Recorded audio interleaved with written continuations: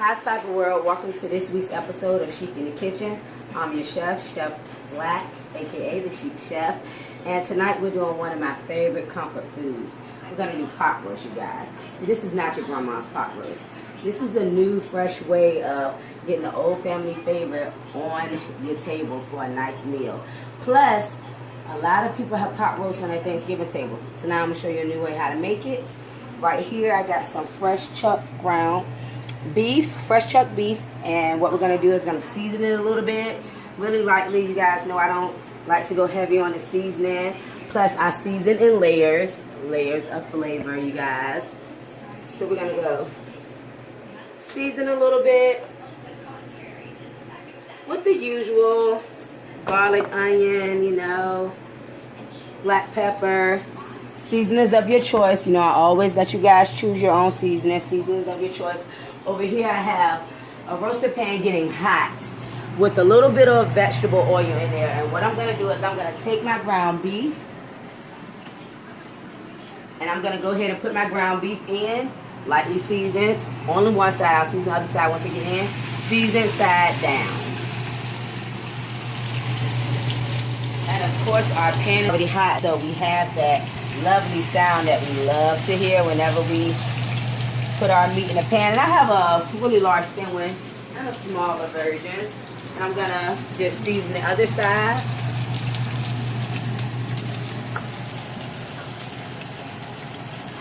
Now tonight, you guys, we are gonna be making some great sides that also show up on the Thanksgiving table a lot. And that's gonna be cabbage and macaroni and cheese. I'm going to show you guys how to make the best macaroni and cheese you've ever had in your life. I am a macaroni and cheese connoisseur, you guys. I hate when macaroni and cheese is not cheesy, and you should never be able to tell the difference between the noodle and the cheese because it should all be incorporated in one ooey gooey. Oh my goodness, you guys are going to see what I'm talking about. And a lot of people have already had my mac and cheese, so y'all already know what it is. Tonight you get to see how to make it yourself. Along with that macaroni and cheese and cabbage, we're going to have a traditional onion. That cabbage is over there working, you guys. We're going to have the traditional onions and carrots and potatoes inside of the pot roast. I do mine a little different. The potatoes will be cooked separately, roasted off. Nice and herb. It's going to be delicious, you guys. Trust me, you definitely are going to want to try this on your dinner table. Thanksgiving, show off for the family.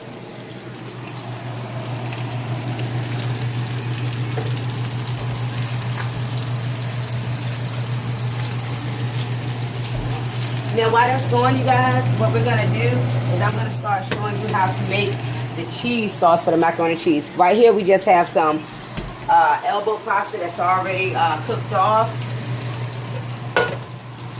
So we're going to get us a pot, get it working, and simple, you guys. We're going to make a classic bechamel sauce, one of the 5 mother sauces. The only difference is we're not going to use the onion piqué. We don't need all that crazy fancy stuff. But the base to a good macaroni and cheese is an awesome bechamel. So for that we just need our milk, cheese, and we're going to do a roux. I'm going to show you guys how to make a roux, and it's going to be the easiest thing in the world. A lot of people make it way harder than what it has to be. We're going to get this done. You're going to love it. Your family's going to love it. So our roux is just flour and oil, you guys. That's all a roux is, flour and oil. Now you can have a raw roux, which is what I'm using today, or you can have a cooked roux, which would just be the difference in me doing it in the pan and getting it a little heated up first before I use it. But for what we're doing today, a raw roux is fine. So it's just a little flour and oil, fat and flour. It doesn't have to be oil. It can be bacon fat, you know, it can be melted butter, whatever you're using it for. And when I'm making my cheese sauce, I like it to be a slat roux, what we call a slat roux, which is where you use slightly a little bit more oil than you do flour, because it'll make your roux just a little more thinner than it would if you did the normal 50-50 ratio, which is the correct ratio to make a roux. So I'm doing a slack roux. It's going to give you that little consistency like this. You want to mix it till you get that, you're good to go. So, got my pot over here. Now when you're making a cheese sauce, listen, when you put milk in a pot, it looks like it's going to be a little bit of milk.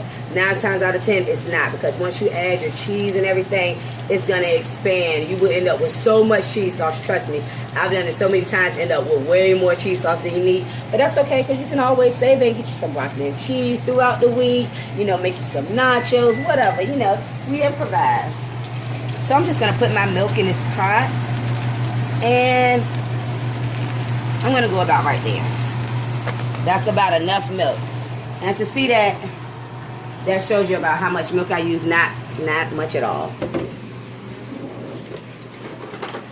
So, what I'm going to do is get my milk on, get that rolling with my cheeses.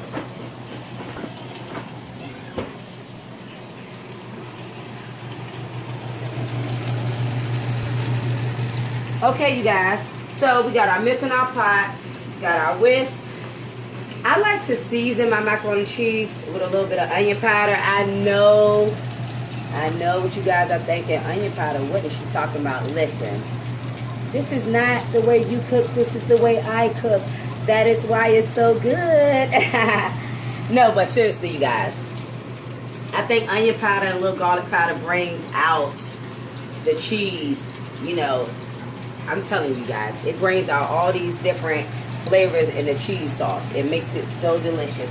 So anyway, add a little onion powder, a little garlic powder. I'm going to add my slack roux.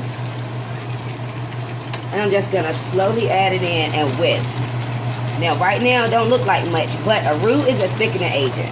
So it's going to thicken up this milk. And you want to make sure that you mix it in well, because if you don't, you'll have thick clumps throughout your sauce and no lumpy sauces, you guys. Y'all know I don't play that lumpy sauce. So I'm going to add me a little bit more. Now with a roux, you won't notice the thickening until it starts heating. Once it gets hot, you'll notice your sauce thickening. Other than that, it'll still be loose. So I'm going to get that going. I'm going to add, of course, a little touch of salt. As you should when making any cheese sauce. Not a lot, because cheese, depending on what kind of cheese you're using, is saucy in itself. But we're going to do that. And then I'm going to go ahead and I'm going to add me a little bit of shredded cheddar. A little mozzarella. This beef smells awesome over here, you guys. If you can smell it, like for real, you'd be ready to fight me, so I'll have you up and get this recipe over with, because you'd be ready to eat.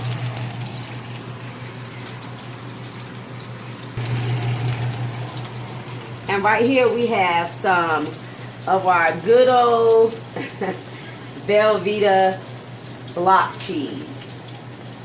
I'm going to add that whole block in there. Now I love to use that Velveeta. It just does something to the cheese sauce.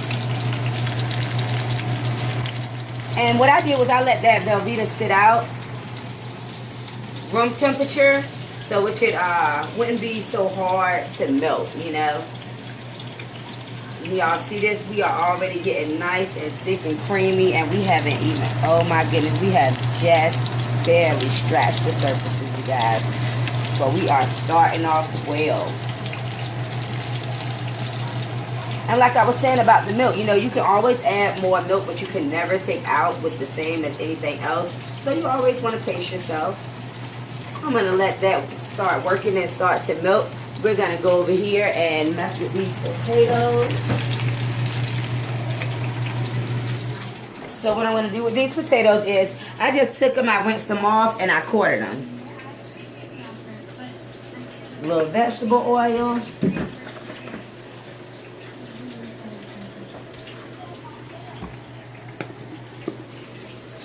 We're going to go a little salt, garlic, onion,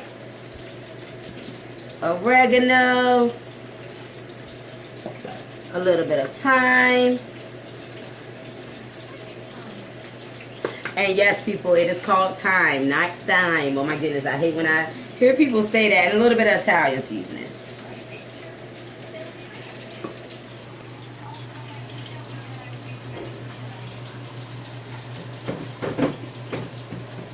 Like Larry's, and we're gonna toss. Make sure you get that oil around all the potatoes. I have my oven preheating at 400 degrees, you guys. The bell just went off, so that means our oven is at 400 degrees and it's ready to go. I'm gonna go ahead, and you see how nice and light I season those potatoes. These potatoes are gonna be so good. Y'all have no idea. Just plain roasted potatoes. So what I'm going to do is I'm going to take these bad boys, and they're going to go over here to the oven. I'm going to go ahead and slide those in. It's about time to flip that pot roast, you guys. I'm going to add a little bit more milk to my cheese sauce.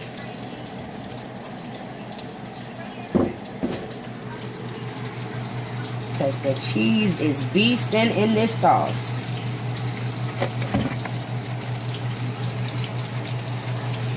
Yes.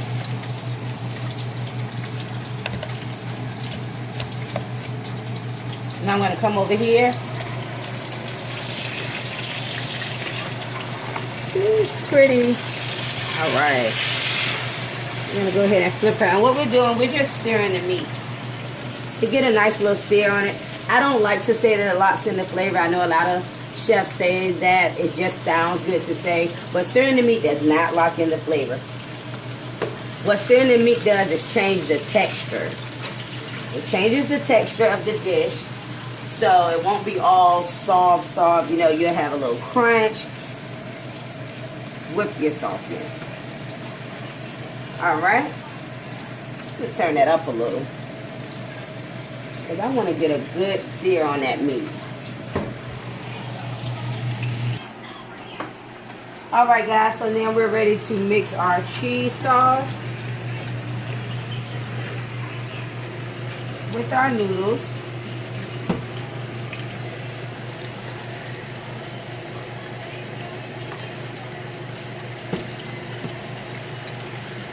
Get all of that. Well, we got our pot roast over there working lovely, you guys. It has gotten a nice sear around it.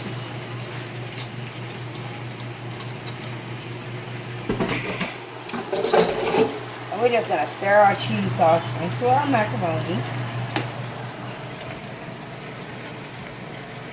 And then we're going to top the macaroni off with some more mozzarella, some more cheddar. We're going to throw her in the oven to bake up nice.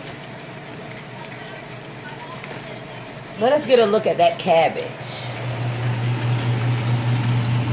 That cabbage is so silky and delicious, you guys.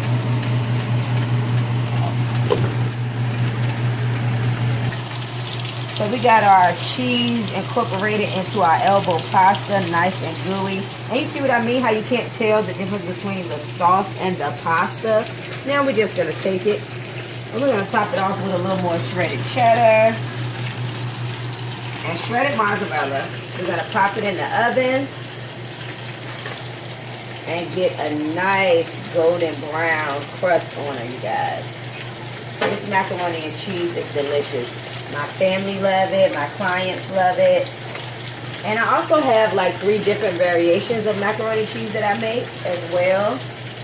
Just depending on the mood and what it's going with, determines on how I prepare my mac. So this is basically just a basic mac. We're going to finish our mozzarella off in there. I'm going to go ahead and pop that in the oven.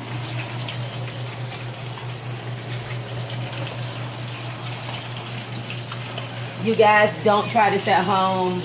I have what we call chef hands, so it really takes a lot to burn them. We're gonna go ahead and put this on the bottom. Middle our mac and cheese, and we're gonna see what's going on over here with this pot roast because it's smelling delicious.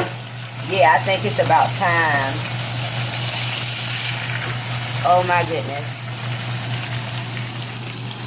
It's about time to take that thing out and put her in the oven, you guys. And we're gonna do that. I'm gonna go ahead and grab the onions and cut. Alright, you guys, this pot roast is looking awesome. We're gonna take it out, and all I'm gonna do is I'm gonna transfer it right quick to this pan so I can get my onions going in there, and we can start the base to our sauce. Oh my God! Y'all do that. I'm gonna grab the onions and our carrots.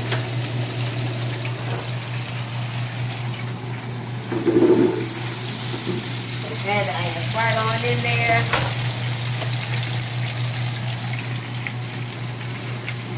Add our carrots.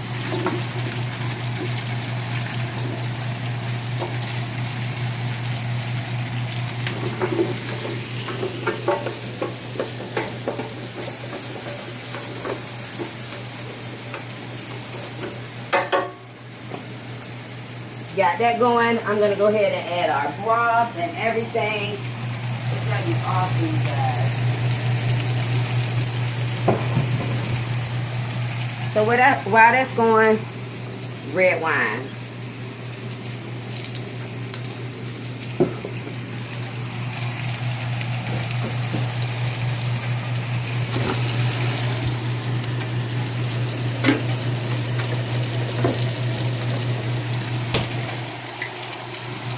I have a little garlic here. We're going to go a good amount on the garlic in this dish. It's going with a lot of red meat, so the garlic is going to be perfect to cut it. I'm going to also add a little garlic juice.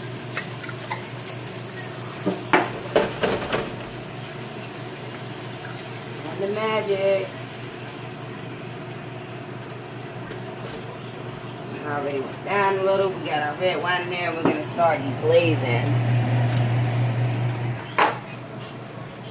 Alright, so we have our red wine in here reducing. I'm going to go ahead and add our beef broth. And this dish requires a lot of broth because, I mean, how else are we going to get the gravy?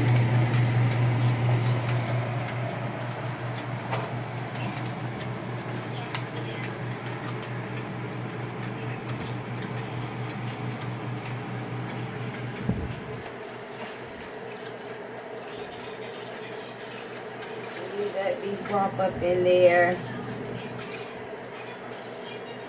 And again, I use broth. I always cut broth with anything else I'm using because it just gives it more flavor, you guys. And I'm all about the layers of flavor. You guys know that by now.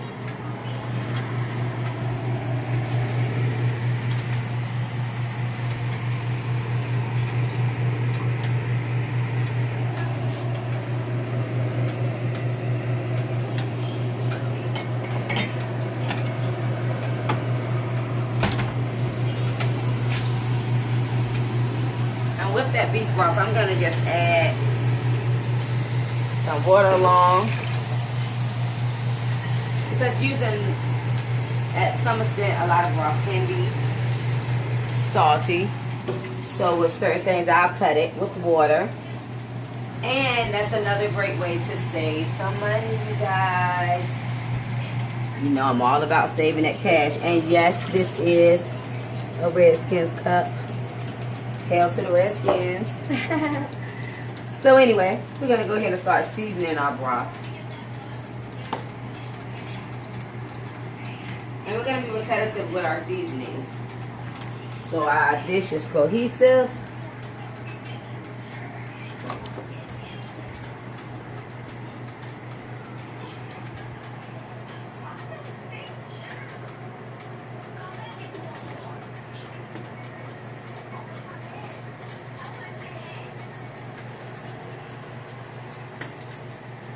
With our broth, we're going to go ahead and let that come up to a boil. We're going to add our meat back in there.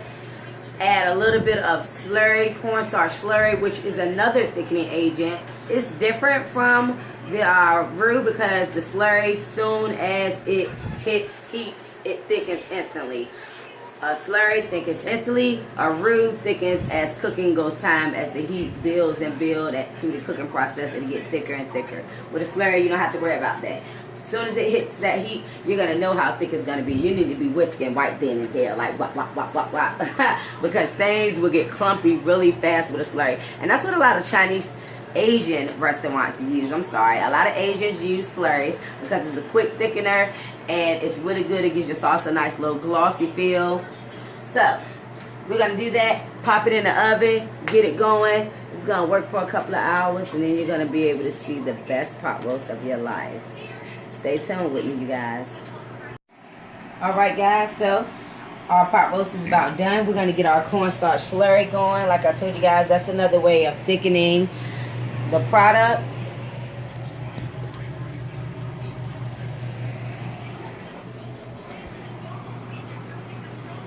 So we're going to get the slurry going. And it's just cornstarch and water. And usually it'll be half and half, but since I'm doing it for a gravy that I don't want to be really thick, I did it a little slack this time too. So a little more water than cornstarch. And with the cornstarch, you'll notice it thickening as soon as it hits the heat, the heated product. So you want to whisk. And while it's heating, it's thickening up. You guys see the difference between that liquid now? It's getting thicker. We'll do the same thing on this side. And we're going to continue to whisk while we're pouring so we won't get any clumps. And that's thick in there. That's just a rosemary stem. I put a whole stem of rosemary in there. After it got about 15 minutes in the oven already, I went ahead and dropped this stem of rosemary in there and covered it up with some aluminum foil. And I don't want a really thick gravy for this. So this is about all the cornstarch I'm going to use. Again, you guys, don't touch these pans with your hands. Something about this 16 years in this industry has made my fingertips immune or something. So I'm going to push that back in. I'm going to check this macaroni and cheese out over here, you guys. Yes, this macaroni and cheese is ready to come out. And I'm going to throw my roasted potatoes that I have right here. I'm going to throw those in for another little minute. I went ahead and just topped it off with some whole butter. And the potatoes were hot. And of course it's sitting on top of the oven, so it melted already. But I'm going to let that get a nice crunch on it. And let that pot roast go a little bit more. Let it add to the thickness. And in about 5 minutes, we're going to have ourselves a meal, people. Stay tuned. Alright, so right here we have our oven-baked macaroni and cheese. Our cabbage with smoked turkey sausage. Little biscuits, little graham biscuits. And potatoes and pot roast. Right, for the roasted herb potatoes, you guys.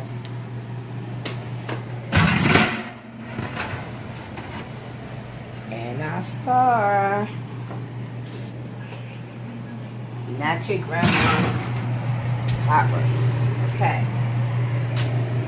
So, I'm going to go ahead and plate, you guys. Alright here, so we're going to get us some mac and cheese. Oh my goodness, you guys. See how cheesy that mac and cheese is? A little cabbage. This cabbage is bomb, you guys. We'll go over here and get us a few roasted potatoes. Get it up in that garlic butter sauce under there. You see that? That's finishing it off with that whole butter.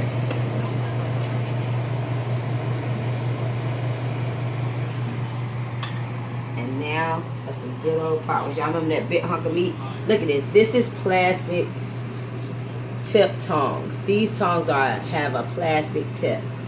They are going to go right in that beef. You guys see that? Still nice and medium in the inside. It is delicious, you guys. I'm going to pound that up there with a few of those carrots and onions. Oh my goodness, you guys. This is definitely not your grandma's style. Not taking away from grandma's cooking, because I love, oh my goodness, I love the way my mom and grandma make their pot roast. This is just my plate on a pot roast. Taking and put a little bit more of that gravy over the top. Get you one of those nice Grand's biscuits. So we're gonna see. I'm gonna let our little chef let you guys know what we're having for tonight's dinner. So, what are we serving for dinner tonight, little Chic? Tonight we are serving pot roast. Thank you guys for eating with me and my family. Make sure you try the dishes out yourself. Let me know how you like them. Follow me on Instagram at ChicChef31. My Facebook business page, Savory Sweet and Chic. And bon appetit from Little and Big Chic.